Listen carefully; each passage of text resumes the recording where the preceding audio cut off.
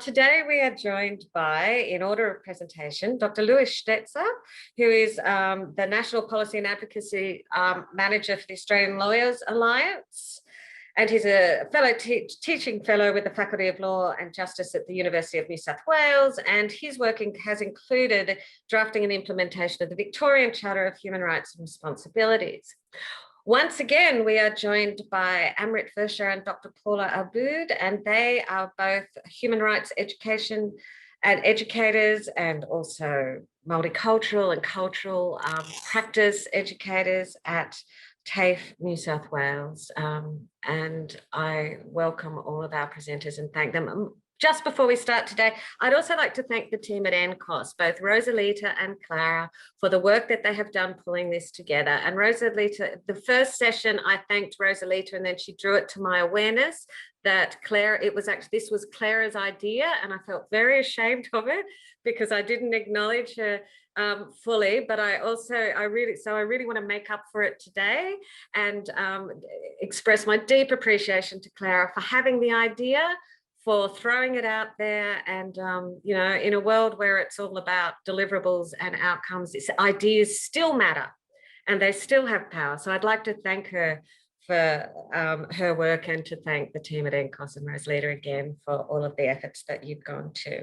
And that's it for me. Welcome everybody. Let's kick off. Louis. Thanks, Anna, and welcome to everyone for today's session as well, which is one that I've really been looking forward to, because it's been part of an important movement of a number of people who are really committed to improving human rights protections in New South Wales. And we're hoping that over the course of these various sessions over the last few weeks, that you will also share in this momentum that we're trying to build to improve human rights protections in New South Wales as well. So I'd also like to start by acknowledging that I'm coming to you from the land of the Bidjigal and Gadigal people in the coastal regions of Sydney, and I pay my respects to elders past, present and emerging, and to First Nations people who are joining us today in this session as well. And I also acknowledge that this land was never ceded from its original owners, and the land of Maroubra, where I'm coming to you from, literally means sounds like thunder, which you often think of when you hear those waves breaking. So I'm going to start today. I'll just share my screen, share the presentation of the screen. Just wanting to confirm, can you all see that screen? Thank you. So today we're going to talk about, what does a Human Rights Act look like for New South Wales? We've spent a lot of the time over the last few weeks about the importance of building a human rights culture in the community, about how community organisations can be an important part and have an important stake in building that notion of protecting and promoting human rights in the community. And that what we've seen is that as part of that role of building a human rights culture, of establishing a human rights culture, community organisations involved in service delivery play an important and vital role. It's ultimately, they're the ones that are often face-to-face in direct service delivery with some of the most vulnerable people in our community, and that you're all involved in really delivering and providing and protecting human rights to your service users.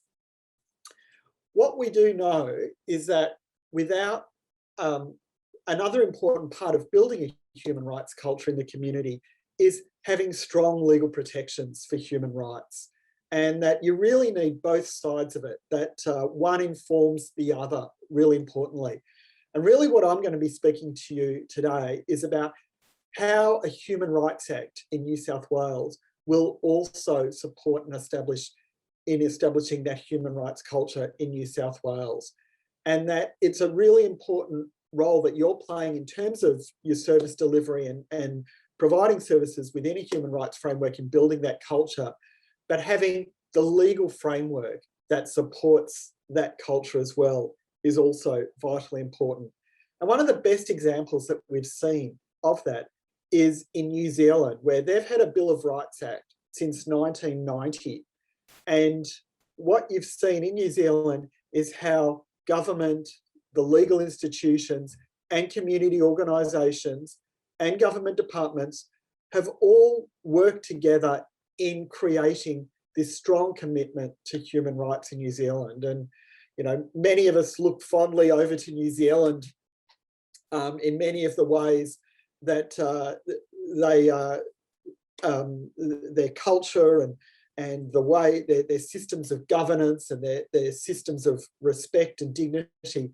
We often look over to New Zealand with a degree of fondness in that regard. And it's been really important in terms of how that's established, both in terms of the Treaty of Waitangi, the New Zealand Bill of Rights Act, some really significant pieces of legislation that have really helped to foster that human rights culture in New Zealand. And that is what we're really looking at wanting to establish and create and foster in Australia, and particularly in New South Wales. So I guess the starting point is, well, let's think about what a Human Rights Act for New South Wales really means. And what we've been saying is that human rights are really only enforceable when they're protected by law. It's really important that community organisations and service delivery organisations are committed and develop their service orientation within a human rights framework. But ultimately, for individuals in the community, human rights are only enforceable if they're protected in law. And a Human Rights Act is a tool that we can use to ensure that people will treat others in the way that they wish to be treated, or that they will face meaningful consequences if they're not treated in that way. Now, it's important to realise that even though Australia has signed up to UN conventions on human rights and other UN treaties that outline human rights, that does not mean that those rights are enforceable in our domestic legal system. And a Human Rights Act is one way in which those human rights can be enforceable within our legal system and further protect them within law.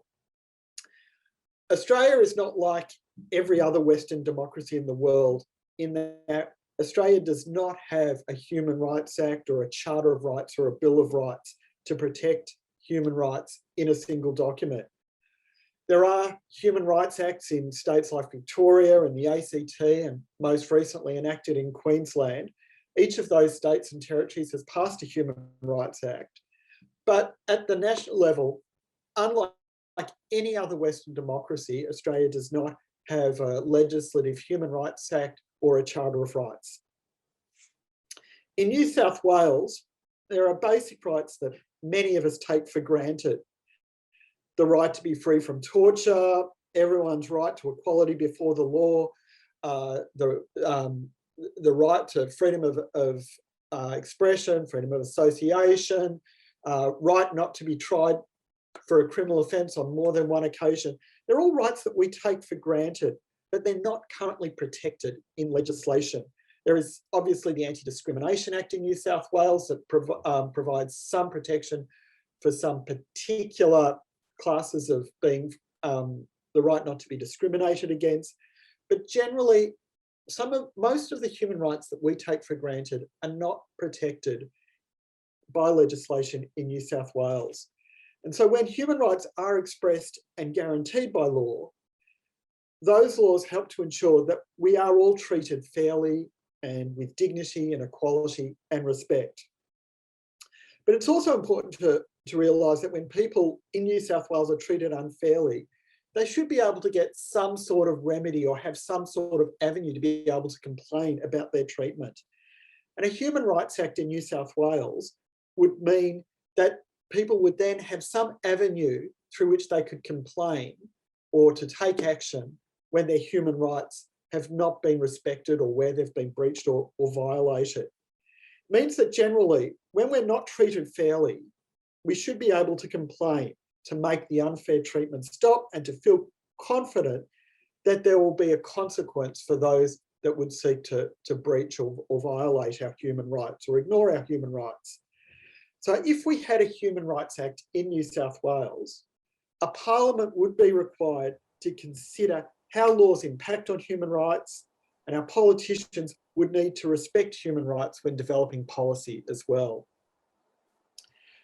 The other important aspect of a Human Rights Act is that it recognises that the New South Wales government has a responsibility to protect the human rights of all people who reside in New South Wales. So we've seen at various times, and even quite recently, that in New South Wales, governments will, on occasions, introduce laws that will limit our basic rights, or they'll push through legislation without adequate scrutiny regarding whether those laws violate our human rights. And in this way, a Human Rights Act can ensure that any attempts by government to pass those laws will be subject to scrutiny and analysis that governments will have to justify within the sections of a Human Rights Act as to why their laws are, how their laws are compatible with human rights. So the best way to protect against future governments who try to trample over human rights is for a Human Rights Act, because it provides a level of accountability for government in the way they implement legislation. So thinking about, why do we need a Human Rights Act in New South Wales? As we said, some of our rights are protected in law, but many, if not most, human rights are not adequately protected in our current system. So as I said, we do have the Anti-Discrimination Act in New South Wales, but that only protects a very narrow band of human rights. While many people in New South Wales enjoy a relatively high standard of living, we shouldn't be complacent about our rights. We should really be strongly advocating for our human rights that we often take for granted to be protected. Because when human rights are not protected in law, there's always a danger of them being eroded. So a Human Rights Act would provide a safeguard so that our laws, so that politicians can't simply overlook human rights when making laws, when enacting legislation. Whether it was making laws regarding police accountability, voting, workplace relations, privacy, freedom of speech, censorship, rights of First Nations people, counter-terrorism, Parliament would have to take into consideration how any proposed laws would impact on people's human rights. So in that way, a Human Rights Act would be a powerful tool for protecting human rights for everyone in New South Wales and for ensuring a more responsive and accountable government.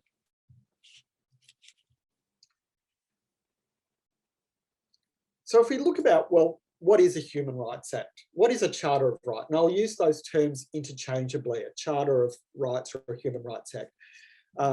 In Victoria, the Human Rights Act is actually referred to as the Charter of Human Rights and Responsibilities. Well, the first thing to note is that a Human Rights Act is an ordinary piece of legislation. It's not entrenched in the Constitution like, for instance, in the United States. We're talking about an ordinary act of Parliament. It's similar to what exists in the UK, the Human Rights Act, or in New Zealand, which I referred to earlier, the Bill of Rights Act. And it's also similar to what exists currently in Victoria, the ACT, and Queensland. Now, you might say, oh, it's just an act of Parliament. Well, a government can always repeal an act of Parliament. It needs to be in the Constitution to make it entrenched. Well, the history of legislative Human Rights Act is that once they're enacted, they're not repealed. It would be, to using the quote from Yes Minister, it would be a very brave government, it would be a very brave Attorney General who would seek to repeal a Human Rights Act. It would be a very bad look for a government to do that. The New Zealand Bill of Rights Act was enacted in 1990, and in 31 years since, 31 years ago, and it's still going just as strong as it ever was and still plays an important part in holding government to account. The UK Human Rights Act was enacted in 1998, and there has been whilst some Tory governments have talked about amending or paling back the Human Rights Act, it has never happened in the 23 years since it was enacted, and it is still going quite strongly in the UK as well. So even though it's an ordinary piece of legislation, once enacted, these legislative instruments, it's really difficult to repeal them or to change them or to water them down. So under a Human Rights Act, the New South Wales Parliament would be required, when enacting legislation, to consider how laws impact on human rights. And politicians would need to respect human rights when developing policy. The courts also have a role, because the courts would have the ability and the power to assess whether laws are compatible with human rights standards. And they're required to interpret all legislation in a manner compatible with human rights. So the courts have an important role to play as well. It would make it easier for our politicians to be held to account for decisions which they make that affect our human rights. So in the long term, this would encourage a more robust debate, promote a more open and transparent government, and ultimately help to strengthen democracy as human rights becomes embedded in the political discourse and political narratives. But it's important to realise that human rights can also help people when they consider that their rights may have been violated, because a Human Rights Act can provide a range of enforceable remedies if human rights have been breached. It might mean, for instance, having a particular avenue of complaint to a Human Rights Commission, as exists in Queensland and the ACT, or in Victoria, having a specific head of human rights complaint to the State Ombudsman's Office. And there are also avenues under respective Human Rights Act as to how human rights can be enforced through the courts as well. So one of the strengths of the Human Rights Act is that it can provide everyone in New South Wales with an avenue to seek justice if rights have been violated or ignored. And really, it's a fundamental part of human rights that if rights have been breached, there should be access to appropriate remedies. What sort of remedies? It can vary, but the experience in those states that have a Human Rights Act is that one of the most important things that people who feel that their rights have been ignored is for the breach to stop and for some acknowledgement from those who violated their rights that they have acted unfairly and inappropriately. And that's one of the most important remedies that a Human Rights Act can deliver to people. But one of the things that Paula and Anna has talked about and Amrita have talked about in previous sessions is the importance of human rights education in the community. And a Human Rights Act is also educational. By clearly stating that human rights will be protected, it helps to promote a greater awareness of and respect for human rights within government and throughout the community. And ultimately, if we have a strong human rights culture, human rights problems will be more easily prevented. So it plays an important role in fostering that human rights culture as well. Now, it's important to note that a Human Rights Act on its own won't create a human rights culture. It's an important part in that process. It is one element in providing and improving a human rights culture in the community. The others are education in the community and, of course, for service organisations, both within government and the non-government sector, to be involved in delivering services within a human rights framework. So if we talk about who will be protected by a Human Rights Act, and what you'll see, I'll refer to some of the case studies that I referred to a couple of weeks back, but I want to use this in a particular context of how a Human Rights Act can really protect the dignity and ensure fair services to those most in need. The Human Rights Act helps to create a fair and just and equal society for everyone. And the rights protected in a Human Rights Act will protect everyone against unjust or arbitrary exercise of public power.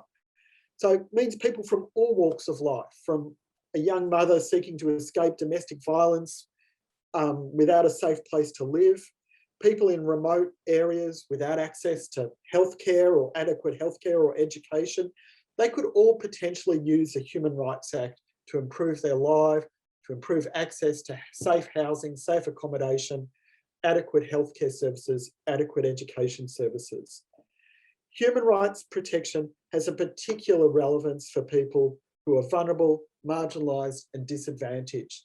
And as I indicated in the earlier session in relation to that example of from Victoria, how human rights can be used to protect the dignity and privacy for people in disability services in some really fundamental, essential ways. A Human Rights Act helps to defend the rights of minority groups, such as children and young people, people with a disability or mental illness, those at risk of homelessness, First Nations people, people from culturally and linguistically diverse communities. But human rights are only properly protected when we can all enjoy them, because they belong to everyone.